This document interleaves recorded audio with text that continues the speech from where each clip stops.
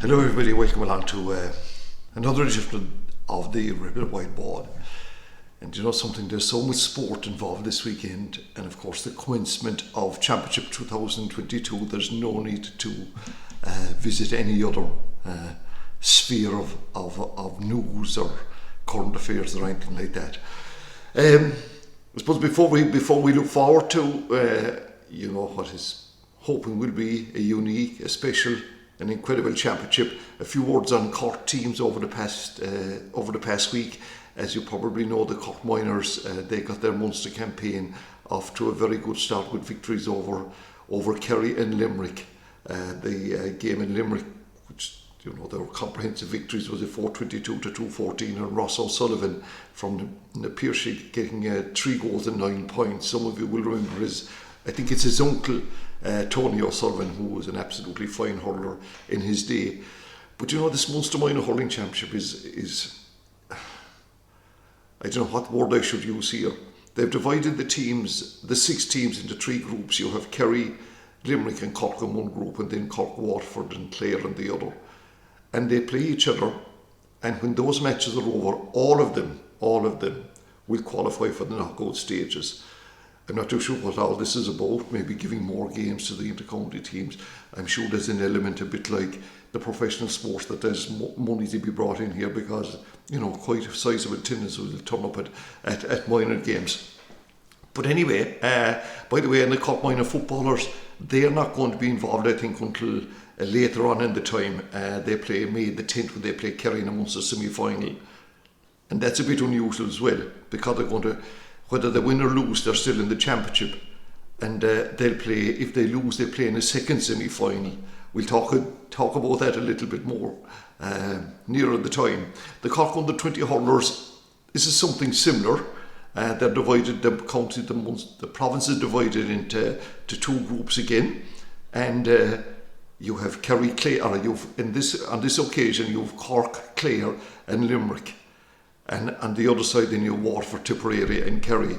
And at the end of those games, 2 of each group will qualify. And Cork, because of their victory over Clare last night, and remember, I think Clare were a tad unfortunate in this championship. They conceded a late goal and a point against Limerick, and last night they conceded 4 late scores against Cork. They're out the gap. So it's Cork and Limerick, and Cork and Limerick play next Wednesday. That is kind of one of these dead rubber games to decide who comes top of the group. Does not make any real difference, because on the other side it's obviously going to be Tipperary and Waterford.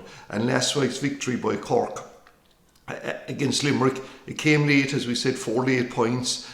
Maybe not the most impressive of performances by a Cork team, but you must remember, as a kind of an unusual rule in this competition, is that players who play with in senior championship cannot play in this. And Kieran Joyce, he was perfectly legible to play last night.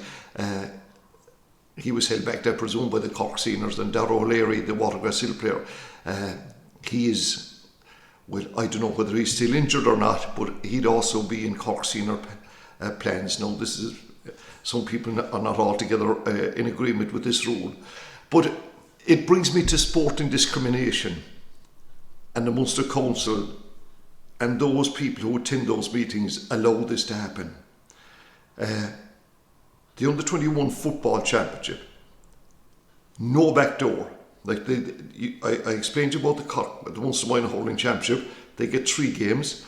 The Under-20s in hurling get 2 games, but the Under-20 footballers, I may have said Under-21 footballers a couple of seconds ago, it is Under-20. And Cork play on Monday night against Limerick. There's the venue has yet to be decided on that. If they lose, they're out the gap.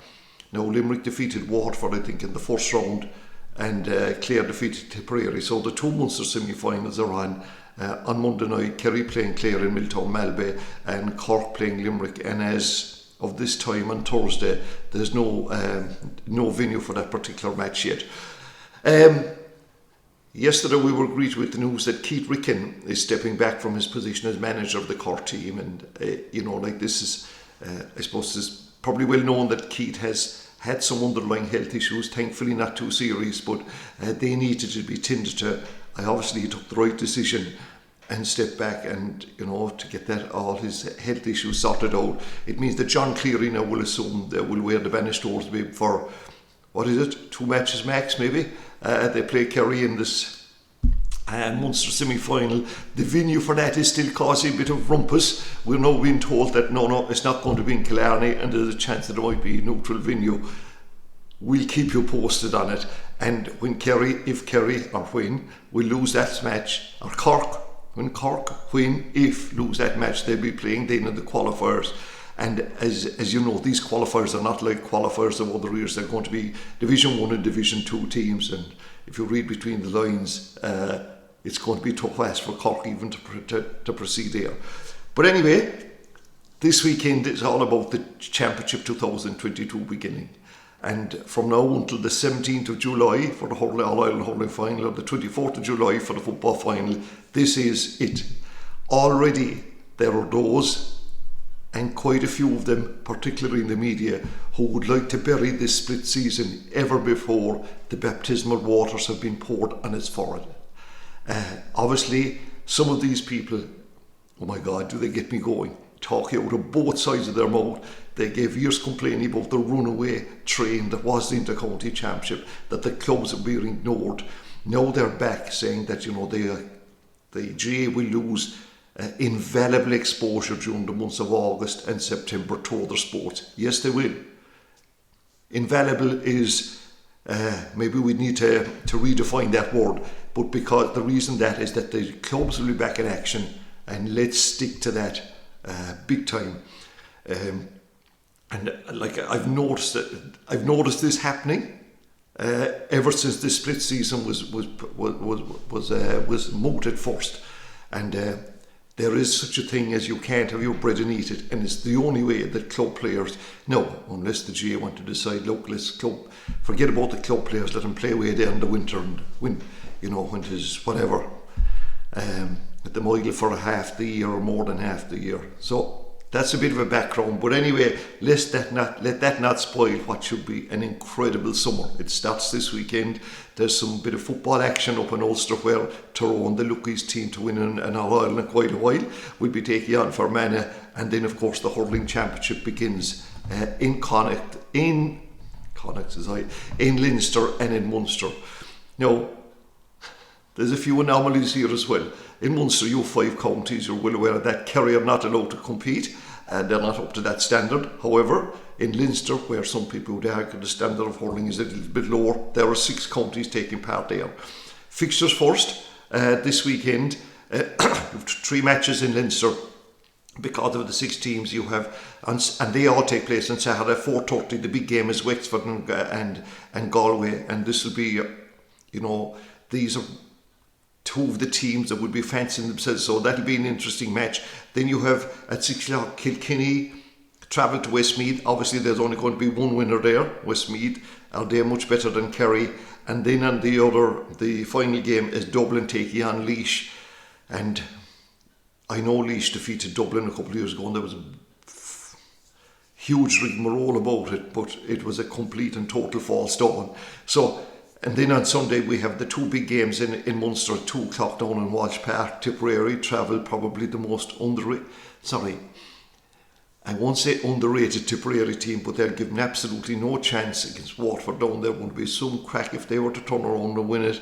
And then at 4 o'clock, the biggest game of the year will be between Cork and Limerick. Now going back to the Leinster Championship for a second, 3 teams then, when these round robin games are over, 3 teams will qualify for the All-Ireland series.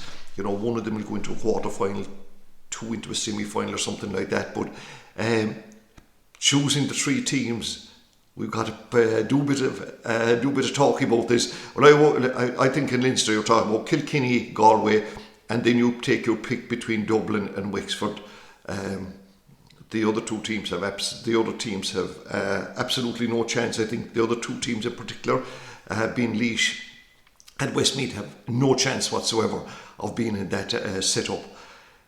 In Munster, maybe it's not as clear cut, but the money at the moment is on Limerick, Cork and Waterford, with Clare and Tipperary being the counties that are, when these games are over, their summer is over. But maybe we might change our minds a little bit come Sunday afternoon. The big game, as I said, has to be Cork and Limerick.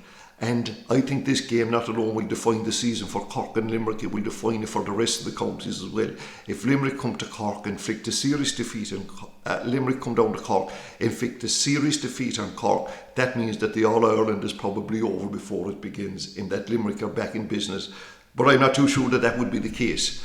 Like, they are travelling around the place now for 5 years, they have a number of injuries. Most notable on Sunday, Peter Casey and Seamus Flanagan out injured, and they have to be gone back a little bit. Counties surely will know a little bit more about their play. Now, if you want a kind of a bluffer's guide, not that you would need anything like that, the Cork team, and this is another big bugbear with some people in the press, why the Cork team, at the time of my talking to you, it's supposed to be released at 8 o'clock on Saturday night. Why it can't be released 24 hours earlier? This team is picked. This team is out there in the ether somewhere because it has to be released for the programme. No, I know they can change it on the day. But why it's not released? It creates a bit of discussion. It creates an awareness. And I don't know. Obviously, I don't know enough about management to understand this particular scenario. But anyway, just a few angles on it. Patrick Horgan has to get mentioned. This is his 15th season, nearly 34 years of age, and how dearly Cork people would love to see Patrick win an All-Ireland medal. Well, as somebody said earlier this morning, he's nearer the exit than the entrance right now, but he's still an invaluable player for Cork. The puckouts, you can't talk about any GAA match now without talking about puckouts or kickouts, and whether they go short or long, these are your bluffer guide. And for the hurling, you will notice some counties will drop all of their when one crowd is taking a puck out, the other crowd will drop off out the field, and you could have the whole full back line there available for the goalkeeper to give it. So the goalkeeper gives it short to one of the full back line, do a little bit of interpassing, and they're trying to break through an area of the field which is now described as the middle third. I'm telling you, it is beyond the capability of the few brain cells I have to work out all these tactics that they're going on with. When you play Limerick, you talk about one guy, Cian Lynch, and it'll be interesting to see his influence in the game. Another aspect of it that will be interesting is whether throwing is going to be allowed on Sunday. There's been a bit of a cut down on that, so we'll have to. That'll be one thing that we watch, because Cian Lynch does a bit of that carry on. And also when you're talking about Limerick, you're talking about this. There's a perceived notion about them that they play in the edge a little bit, and will the referee be flashing cards in this situation? And of course, then the Cork defensive setup. As to how do they play this sweeper that you're not allowed to use sometimes in hurling, whether Mark Coleman, he's an incredible hurler, whether he's going to be the sweeper, and then Rick drops into centre back. Oh my God, sometimes it's so confusing. But anyway, at the end of it, I do think there's a serious chance here that Cork will defeat Limerick. I don't think there'll be a huge amount in it one way or the other.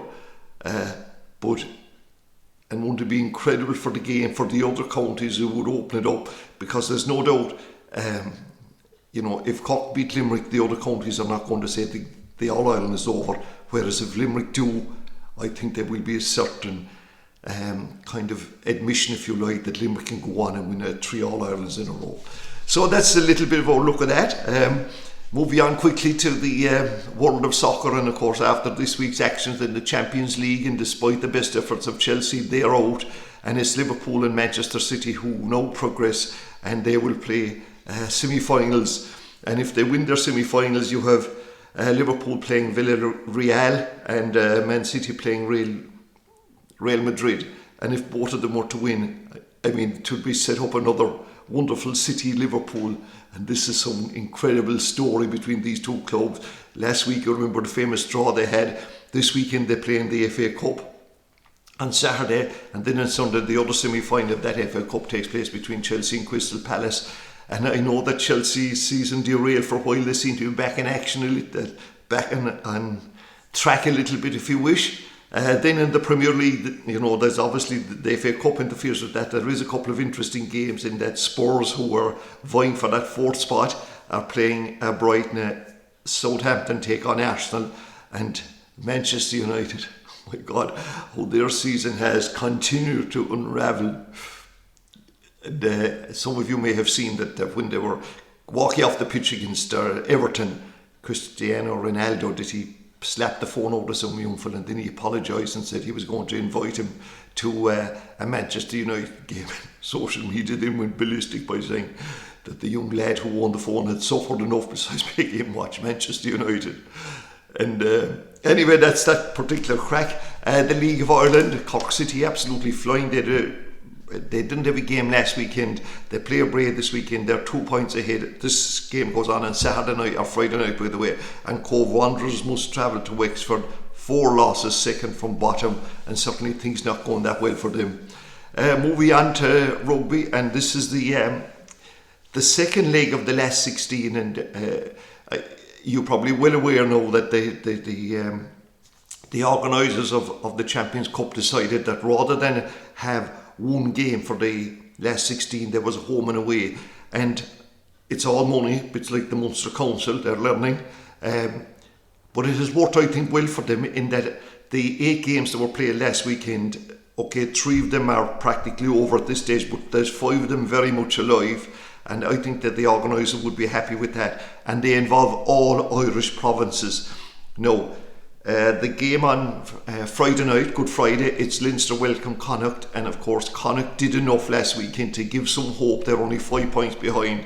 Now they'll get beaten, there's I think absolutely no doubt about that. Those who are into a bit of betting will probably have Leinster on the slip. Then the games on Saturday, Munster, who were really depleted last weekend, but they did well to be only 5 points behind Exeter, helped by the fact that Exeter had a couple of guys sent off. But that game goes on in Thomond on Saturday at 5 o'clock, and there's absolutely no reason why Munster can't make up that deficit of 5 points. And finally, Ulster will welcome one of the aristocrats of French rugby. They went there last weekend and beat them by 6 points. Ulster did, so they come to Kingspan Park, I think it's now known as. So I think that scenario for rugby worked out incredibly well, if you like.